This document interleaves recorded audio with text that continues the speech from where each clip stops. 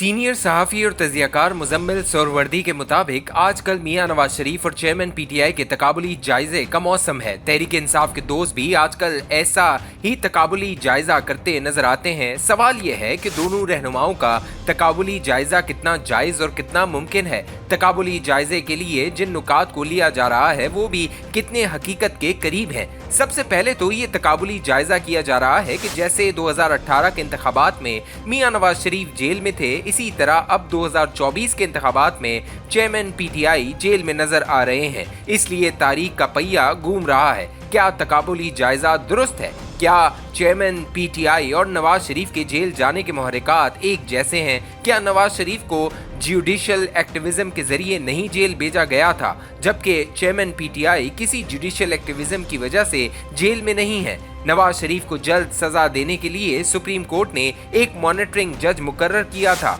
जिसकी कानून और आईन में कोई गुंजाइश नहीं, जबकि चेयरमैन पीटीआई को किसी भी मुकदमे में सजा देने के लिए सुप्रीम कोर्ट ने कोई मॉनिटरिंग जज मुकर्रर नहीं किया। नवाज शरीफ को पहले नाअहल किया गया, बाद में सजा दी गई। चेयरमैन पीटीआई के साथ ऐसा भी नहीं हुआ है। इसलिए मेरे नजदीक सिर्फ दोनों का अपने अपने वक्त पर जेल में होना तकाबुली जायजे का कोई मयार नहीं। जेल जाने के मुहर्रिकात और केसेस की नौइयत भी देखना होगी। ऐसे तो जेलों में हजारों कैदी होते हैं, सबके जेल में होने का आपस में तकाबुली जायजा कैसे मुमकिन है? ये तकाबुली जायजा भी किया जा रहा है कि नियाजी हुकूमत में था और नवाज शरीफ जेल में थे। ठीक उसी तरह 4 साल बाद अब नियाजी जेल में है और नवाज शरीफ बाहर है, तो ये कोई ऐसी बात नहीं। फिर 4 साल बाद हालात बदल जाएंगे। ये दुरुस्त है कि पाकिस्तान में सियासी हालात बदल जाते हैं, आप इक्तिदार से निकाले भी जाते हैं और आपके लिए दोबारा इक्तिदार में आने के रास्ते भी खुल जाते हैं। लेकिन ये सब खुद ब खुद नहीं हो जाता।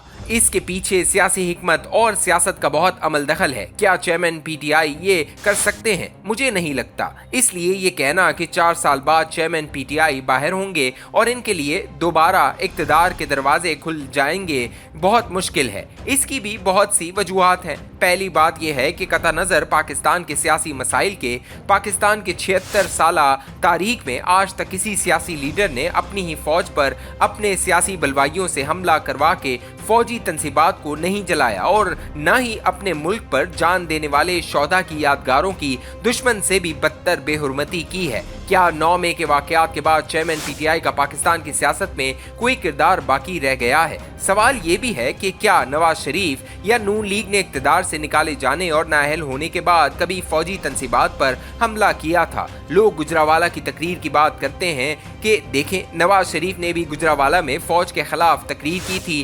पहली बात तो तकरीर और 9 मई का कोई मुवाजना नहीं। दूसरी बात, इस तकरीर में भी कोई गालम गलोच नहीं थी। नवाज शरीफ फौज को चेयरमैन पीटीआई की हिमायत और इनके सियासी किरदार पर तनकीद का निशाना बनाते थे, लेकिन इस तनकीद में गालम गलोच नहीं थी। इसलिए ये तकाबुली जायजा भी दुरुस्त नहीं। नवाज शरीफ का इख्तलाफ तहजीब और आइन के दायरे में था, जबकि चेयरमैन पीटीआई का इख्तलाफ न तो तहजीब और न ही आइन के दायरे में था। नवाज शरीफ आइन के दायरे में रहकर बात करते रहे। चेयरमैन पीटीआई ने न सिर्फ कानून तोड़ा बल्कि दहशतगर्दी भी की। इसलिए मुझे नहीं लगता कि 4 साल बाद कोई हालात बदलने का तकाबुली जायजा मुमकिन है।